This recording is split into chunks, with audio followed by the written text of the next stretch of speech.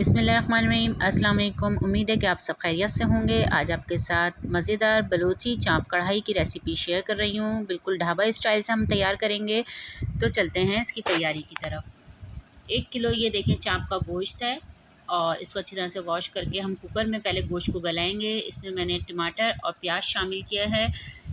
3 दरमियानी प्याज को आप रफली कट कर लीजिए और 8 टमाटर को भी रफली कट कर लीजिए और दोनों को इसमें शामिल कर लें। लहसुन अदरक 3 टेबल स्पून भर के, 1 टेबल स्पून कुटी हुई लाल मिर्च, 1 टेबल स्पून पिसी हुई लाल मिर्च, 1 टेबल स्पून नमक, 1 टेबल स्पून हल्दी, 1.5 गिलास इसमें मैंने पानी का शामिल किया है और हाफ़ कप इसमें ऑयल शामिल करेंगे और कुकर लगा देंगे तकरीबन हम 25 मिनट के लिए और सब मसालों को इसके अंदर अच्छी तरह से मिक्स कर लीजिए। अब हम इसको 25 मिनट के बाद चेक करते हैं। अब हम 25 मिनट के बाद देखें, इसको चेक करते हैं तो देखिए अच्छी तरह से ये गोश्त गल चुका है और अब हम इसमें से सब गोश्त को अलग करेंगे और इसको हम सबसे पहले फ्राई करेंगे। तो फ्राई करने के लिए मैंने यहाँ पे 1 कप ऑयल लिया है। इसमें सब गोश्त अलग करके इसमें मैं फ्राई करूँगी। अच्छी तरह से गोश्त को फ्राई कर लीजिए। गोश्त फ्राई हो जाने पर यहाँ पे मैं यखनी शामिल कर दूँगी और अच्छी तरह से ये जो टमाटर आपको नज़र आ रहे हैं, हमें इसकी भुनाई करनी है।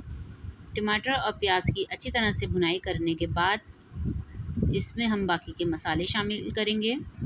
10 मिनट अच्छी तरह से भुनाई किए हैं। अब इसमें मैं शामिल करूंगी ज़ीरा और धनिया जो कि भुना है और भुनने के बाद कूट के इसमें शामिल किया है। तकरीबन 3 टेबल स्पून धनिया के और ज़ीरे के कूट के शामिल कर दीजिए। साथ में 1 टेबल स्पून पिसा हुआ गरम मसाला इसमें शामिल कीजिए और इसको अच्छी तरह से मिक्स कर लीजिए ताकि इसका एक अच्छा सा फ्लेवर आ जाए। अब देखिए यहाँ पर इतनी भुनाई करनी है कि आपको ऑयल नज़र आना शुरू हो जाए। तो यहाँ पर हम शामिल करेंगे दही। दही तकरीबन 1 पाव है जो कि मैं इसमें शामिल कर रही हूँ। तो दही को अच्छी तरह से फेंट कर इसमें शामिल कीजिए। तो देखिए दही शामिल करने के बाद इसका कितना ज़बरदस्त सा गोल्डन सा कलर आ गया है। तो यहाँ पर अब हम शामिल करेंगे कटी हुई अदरक और साथ में तकरीबन 8 से 10 हरी मिर्चें हैं वो इसमें शामिल कर दीजिए और इसको हम अच्छी तरह से और भूनेंगे। यहाँ मैं शामिल करूँगी साथ में हरा धनिया कटा हुआ इसमें शामिल करूँगी ताकि हरे धनिया का भी एक अच्छा सा इसमें फ्लेवर आए। यहाँ अब आप चेक कर लीजिए कि आपको किस हिसाब से ग्रेवी रखनी है। तो अभी थोड़ी सी इसकी भुनाई मज़ीद बाकी है तो इसकी और भुनाई कर लीजिए। भुनाई हो जाने पे जब बिल्कुल ये तैयारी पर हम इसमें शामिल करेंगे सूखी हुई मेथी, कसूरी मेथी जो होती है वो धो के आप इसमें शामिल कर दीजिए। मेथी शामिल करने के बाद 5 मिनट हम इसको मज़ीद दम पर रखेंगे। तो देखिए मज़ेदार सी बलोची कढ़ाई ढाबा स्टाइल तैयार हो चुकी है। रेसिपी अच्छी लगे तो मेरे चैनल को लाइक और सब्सक्राइब कर लीजिए। फैमिली फ्रेंड्स में शेयर कीजिए। ओके जी, अल्लाह हाफ़िज़।